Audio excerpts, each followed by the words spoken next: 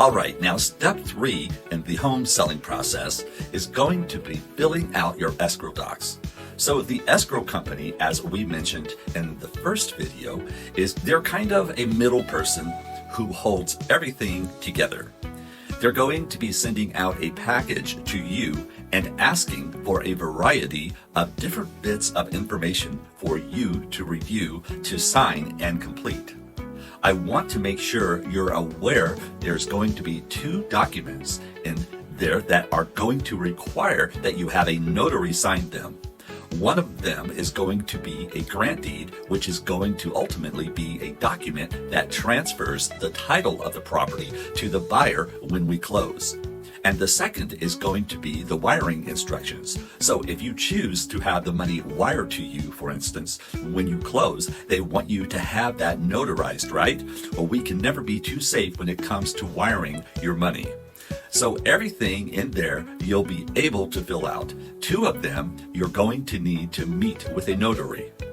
If you need a connection with a notary, reach out to our transaction coordinator and they'll be happy to connect you with one. But otherwise, you can go to places like your local UPS store, they have notaries, or even probably just Google notaries. Or you could even reach out to your escrow company and they could probably send someone out to the house. That is, if you're super busy and you don't have time, they can maybe even send somebody there to help you at your home. The other thing the escrow is going to reach out to you about is if you're selling a home that's part of an HOA.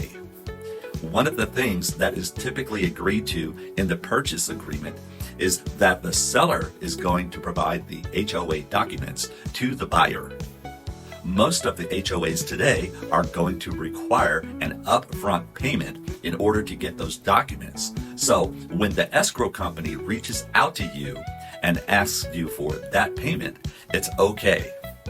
Most everything else in the transaction gets paid at closing, but the HOA documents are one of the few things that need to get paid upfront because most HOAs don't want to release the documents until they get payment. So, if possible, please pay that when the escrow company reaches out to you so that we can get those to the buyer and we can stay on track and get your property closed on time. If you have any questions at this point in the process, please feel free to reach out to your transaction coordinator. They'll be happy to help you out at any time. Step 3 in the home selling process.